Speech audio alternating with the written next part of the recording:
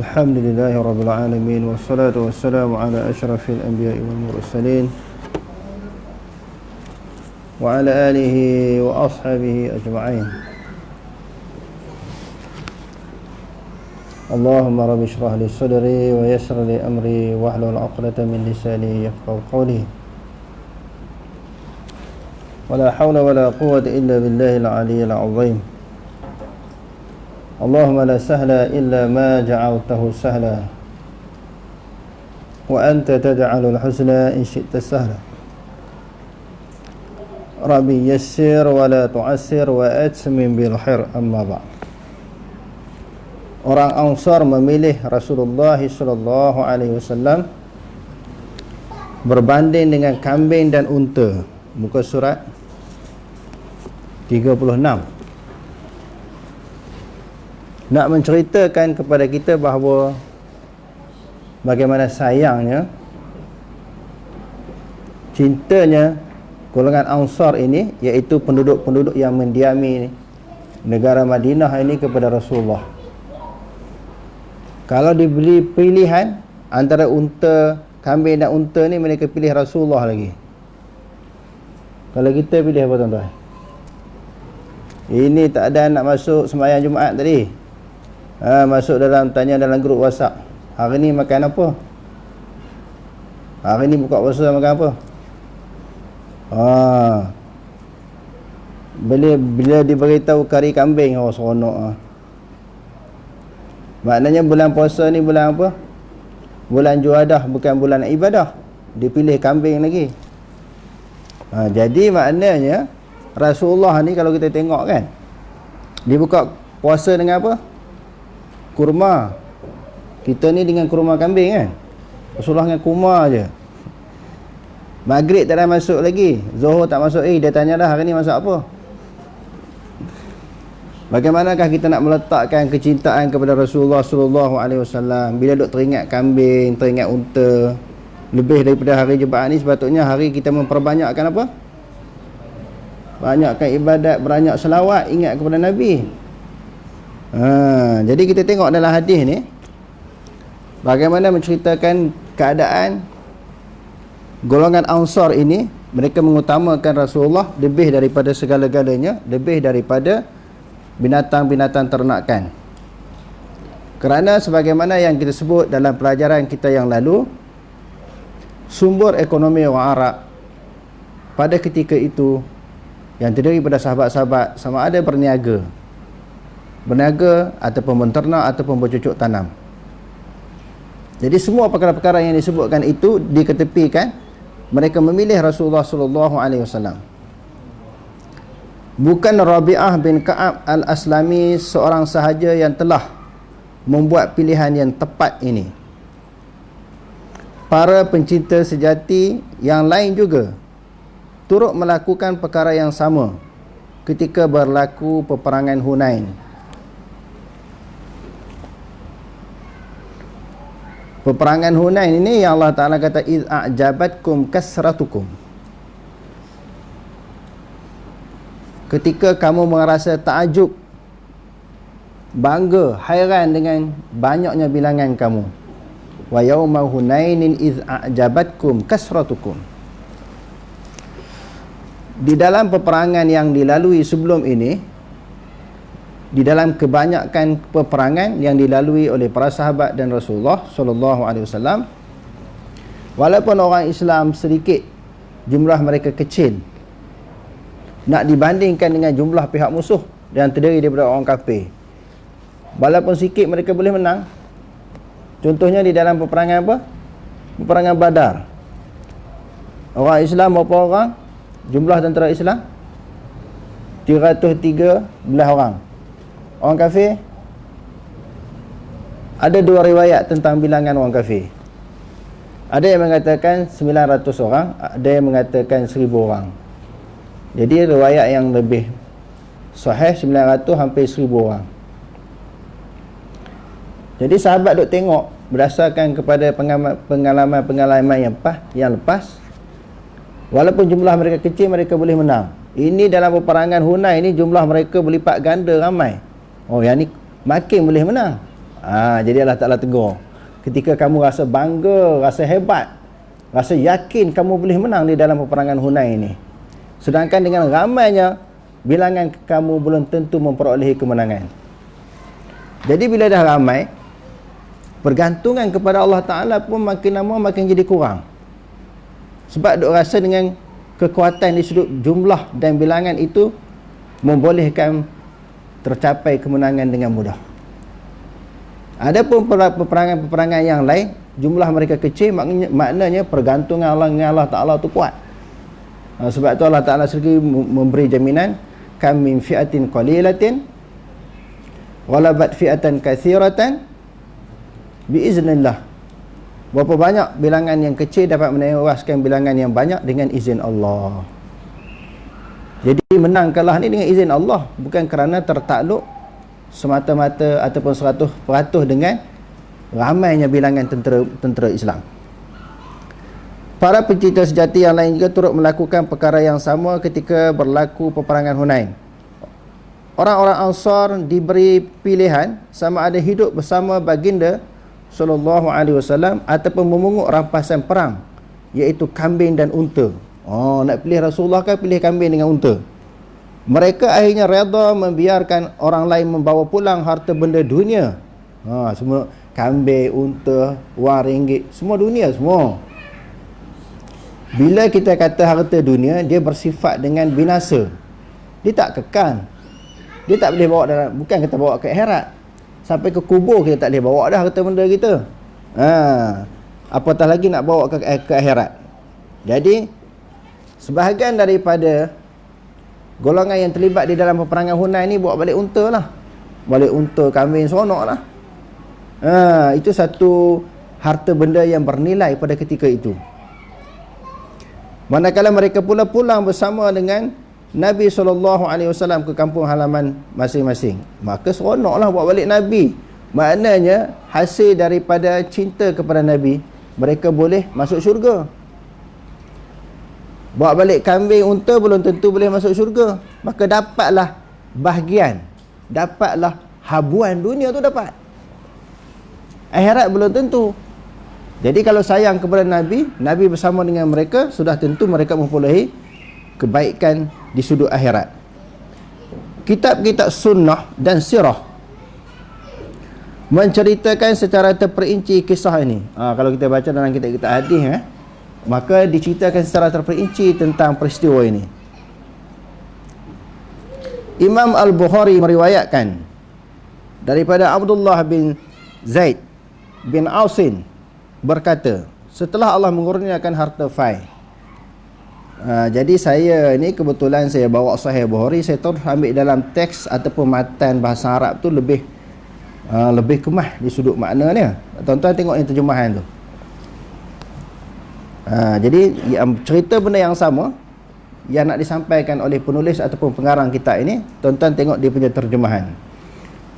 Haddatsana Musa bin Ismail, haddatsana Wahib, haddatsana Amr bin Yahya an Abbad bin Tamim an Abdullah bin Zaid ibn Asim. Imam Bukhari rahimahullah ta'ala dengan sanadnya meriwayatkan daripada Zaid bin Asim, qala, dia berkata, lamma afa Allahu ala rasulih, tak kala Allah Subhanahu wa ta'ala telah memberi harta fai kepada rasulnya. Hadirin sekalian, dalam istilah harta yang diperolehi di dalam peperangan, dia ada, pertama disebut ghanimah. Yang tu biasa kita dengar kan, dalam Quran ada, dalam hadis ada. Ghanimah ni maknanya harta rampasan perang selepas berlaku peperangan. Itu dipanggil ghanimah. Harta yang diambil yang diperolehi daripada orang kafir setelah tamat peperangan, seusai peperangan, yang mana apabila berlaku kekalahan daripada pihak musuh, itu dipanggil harta ghanimah. Yang keduanya dipanggil harta fai, maknanya harta yang diperolehi sebelum tamat peperangan ataupun tidak dengan cara berperang. Maknanya di dalam pergelukan tu, tak selesai perang lagi, mereka dapat merampas harta orang kafir. Itu dipanggil fai. Ataupun harta yang tidak dihasilkan melalui peperangan. Yauma Hunainin, pada peperangan Hunain. Maka tak selesai perang ni, dah dapat harta ni.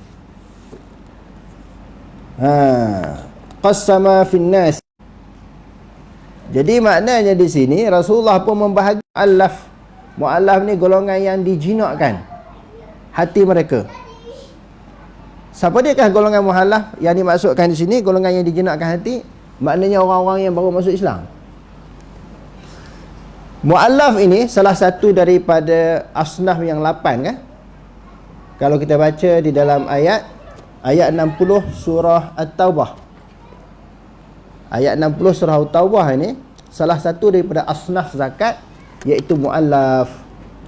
Wal mu'allafati qulubuhum, iaitu golongan yang dijinakkan hati oleh Allah Subhanahu wa taala. Orang yang dijinakkan ataupun dilembut hati, lalu dia masuk Islam. Orang Melayu kita terjemah apa? Orang mula-mula masuk Islam kan? Orang baru-baru masuk Islam dia pergi mu'allaf. Cuma di dalam istilah orang Melayu kita ni tak banyak benda yang tak tepat. 10 tahun, 20 tahun ni dia duduk panggil mu'allaf lagi. 20 tahun. Bila orang Cina, orang India masuk Islam, sampai ke mati dia panggil mu'allaf. Sedangkan mu'allaf ni berapa hari? Sebulan, 2 bulan, setahun, 2 boleh ha? Sampai puluh-puluh tahun dah duduk dalam agama Islam, dia sama macam orang Islam yang lain lah. Kerana dah duduk dalam agama tu dah lama, bukan mu'allaf lagi. Bahkan kalau kita tengok golongan ataupun individu-individu yang disebut sebagai mu'allaf ni, khususnya di Malaysia kan, kadang-kadang kita rasa malu. Contohnya saya pernah bermakmum, jadi makmum kepada seorang yang disebut sebagai mu'allaf. Dia sembahyang maghrib, dia baca Fatihahnya elok, ayat panjang, tak ada dia orang Cina masuk Islam. Tak ada orang panggil apa, telur pelak, tak ada. Saya ada ukur, sebenarnya aku ni mu'allaf ni, bukan dia yang mu'allaf. Dia baca Quran elok. Biasanya orang faham mu'allaf ni baca Quran ni telur, makhraj sebut tak betul kan. Disebut apa lagi, pelat, tak ada. Bahkan kalau tuan-tuan tengok Dr. Farid Rawi, bukan sahaja boleh baca Quran dengan baik, bahkan boleh jadi hakim pula, menilai bacaan orang. Ni nak kata mu'allaf. Kalau banding dia dengan kita, siapa mu'allaf? Kita mu'allaf. Dr. Farid Rawi baca Quran cukup sedap. Tapi sekarang ni orang nak panggil mu'allaf betul. Jadi mu'allaf ni orang yang baru masuk Islam. Sesuai lah di zaman Nabi disebut mu'allaf sebab baru masuk Islam. Jadi dalam Al-Quran dan juga di dalam hadis Nabi SAW, nak bagi dia bertambah kuat dengan Islam, bertambah yakin dengan Islam, dan juga bertambah iman, lalu orang yang mula-mula masuk Islam ni dia ada habuan, dia ada bahagian daripada zakat, salah satu daripada 8 asnaf yang kita sebutkan tadi. Jadi bila ambil harta fai ni, Rasulullah pun mengagihkan Allah bagi kepada golongan mu'allaf. Walam yu'til ansara syai'an. Rasulullah sikit pun tak bagi golongan Ansar yang terlibat dalam peperangan Hunain. Sikit pun dia tak bagi. Faka'annahum wajadu, seolah-olah ni mereka ni macam kecewa lah, macam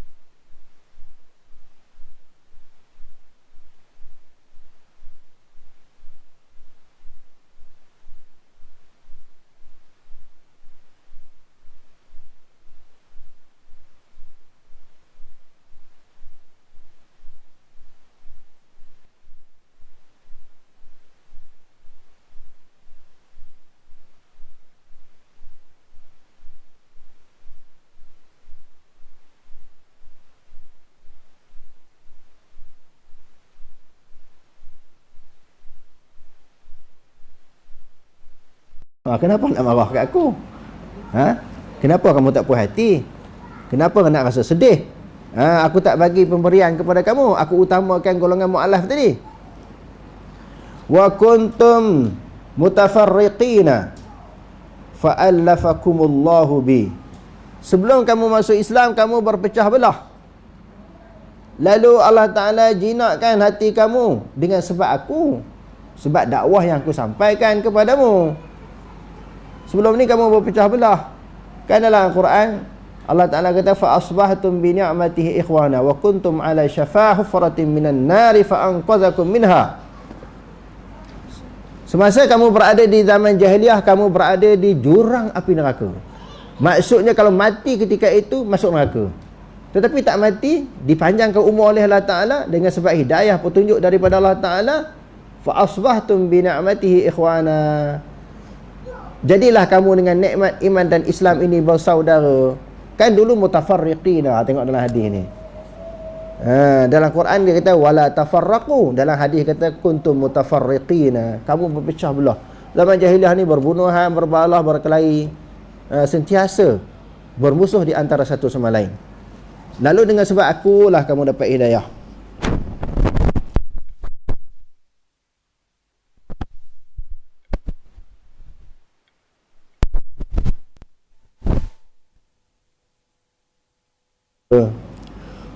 Kullama qala syai'an qalu Allahu wa rasuluhu amannu. Dia kata di sini, setiap kali Rasulullah kata macam tu, golongan Ansar kata amannu. Apa makna? Ya, kami dapat kelebihan. Amannu ni isim tafdil, daripada al-mannu dan juga al-fadlu. Makna ya, kami dapat kelebihan dengan sebab hidayah yang kamu bawa, dengan sebab petunjuk yang kamu bawa. Memang betul. Masa tu baru dia sedar. Tidak dia melalai lah kerana tengok harta tadi. Mereka tak dapat, maka diberi keutamaan kelebihan kepada golongan mu'allaf. Qala ma yamna'ukum an tujibu Rasulullah sallallahu alaihi wasallam. Apakah yang menghalang kamu untuk kamu menjawab suruhan Rasulullah sallallahu alaihi wasallam? Kamu nak mengikut Rasulullah, nak mentaati Rasulullah, apa yang penghalang kamu? Dulu kamu sesat dengan sebab kamu dapat hidayah, sebab akulah kamu dapat hidayah. Dulu kamu berpecah belah, dengan sebab akulah kamu bersatu padu. Dulu kamu miskin, papa kedana susah, dengan sebab aku kamu jadi senang. Apa masalah kamu tak nak ikut aku? Rasulullah ungkit balik. Bila dengar ayat tu tuan-tuan, bila dengar ayat tu, kullama qala syai'an qalu Allah wa rasuluhu amanu qala law syi'tum qultum ji'tana kadza wa kadza atardawna an yadhhaban nasu bisyad wal ba'ir. Adakah tidak kamu redha manusia lain bawa harta dengan unta dengan kambingnya, kamu wa yazhabuna bin nabi ila rihalikum, kamu pulang dengan nabi kamu. Hak mana lebih besar antara kambing dengan unta tadi ataupun aku? Kamu seronok yang mana? Seronok bawa balik kambing, unta ke? Seronok bawa balik Nabi? Aku pulang ke Madinah bersama dengan kamu, pergi ke rumah-rumah kamu, pergi kampung halaman kamu. Kamu pulang bukan dengan kambing dengan unta, tapi pulang dengan aku. Yang mana kamu paling sayang? Yang mana paling kamu cinta? Yang manakah kamu lebihkan? Antara aku ataupun binatang tadi?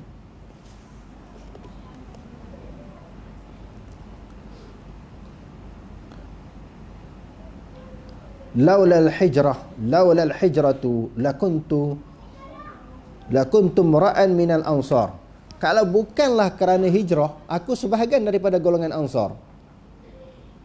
Nak ceritanya, sebab hijrah Nabi daripada Madinah ke Mekah, daripada Mekah ke Madinah. Kalau tidak aku bersama dengan kamu lama dah. Walau salakan nasu wadiyan aw sya'ban.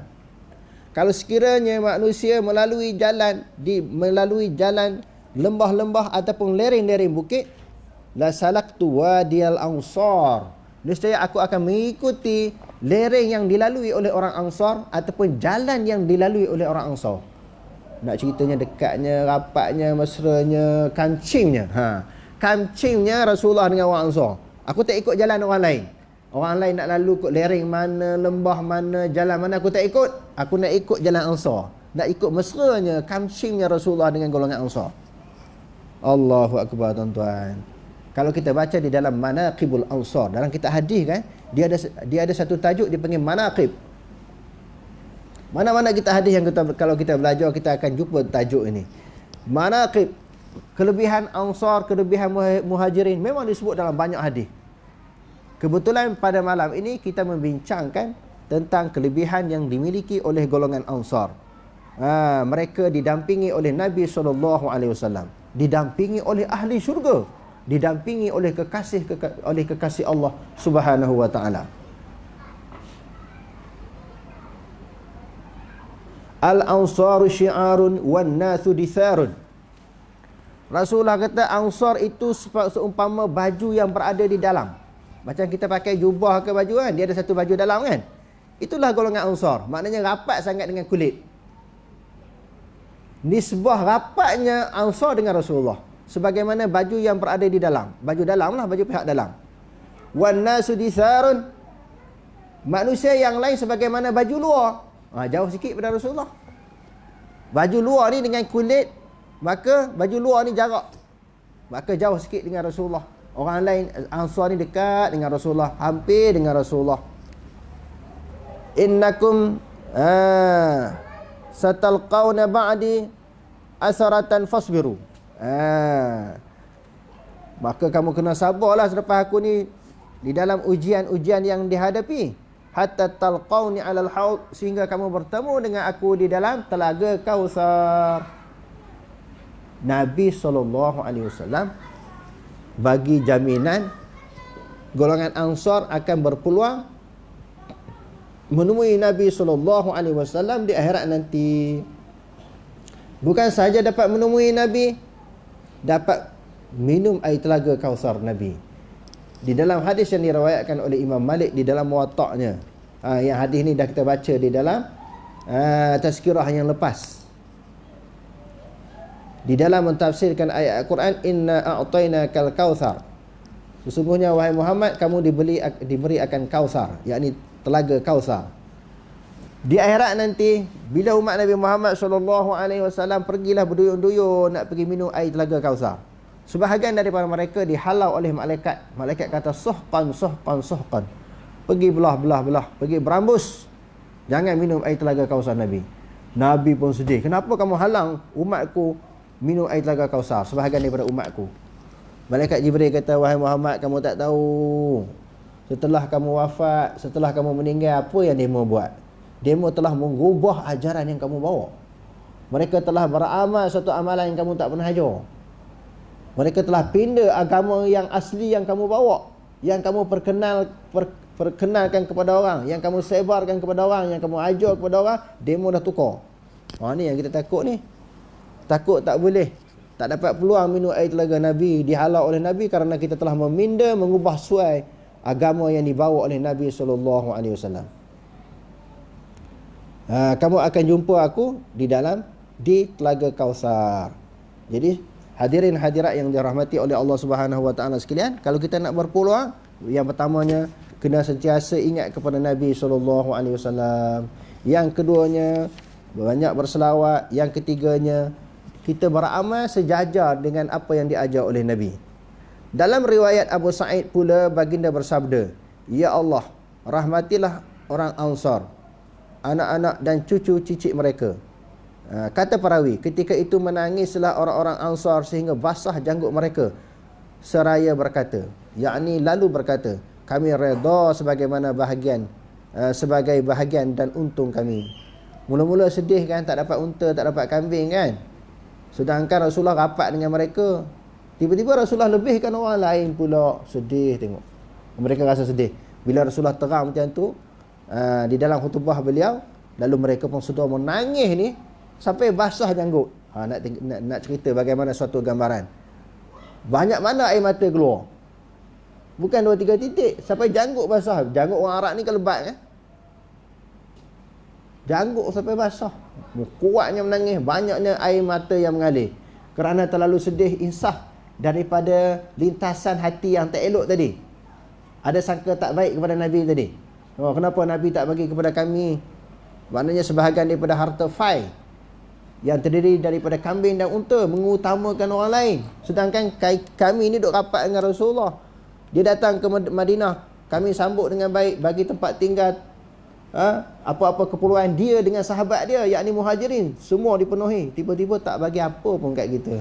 Mula-mula rasa sedih, tapi Rasulullah kata itu dunia yang semua tu, bukan boleh bawa mati pun, dunia semua tu. Tapi kamu ni dapat benda yang lebih bernilai, iaitu pulang bersama dengan Nabi kamu, dengan Rasulullah sallallahu alaihi wasallam.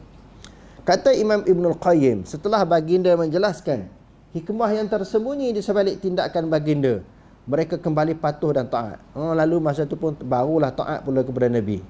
Mereka faham harta paling berharga adalah kembalinya Rasulullah sallallahu alaihi wasallam ke negeri mereka, iaitu Madinah. Itu harta yang paling bernilai. Mereka terus lupa akan kambing, unta, wanita dan budak tawanan. Maknanya kan dalam peperangan ada wanita, maknanya dipanggil sebagai maknanya tawanan lah. Maknanya orang yang ditawan, dan budak-budak tawanan yang dijadikan sebagai hamba. Tawanan tadi setelah memperolehi kejayaan yang besar, iaitu hidup berjiran dengan Nabi SAW ketika baginda hidup, dan setelah wafat baginda, Rasulullah wafat pun, mereka berjiran dengan kubur Nabi SAW. Ini antara sebahagian daripada kelebihan yang dimiliki oleh golongan Ansar. Nak ceritanya bagaimana sayangnya mereka, cintanya kepada Nabi. Mereka memilih Nabi daripada kesenangan dan kekayaan dunia. Wallahu alam, aqulu qawli hadza wastaghfirullahal azim li wa lakum. Wassalamualaikum warahmatullahi taala wabarakatuh.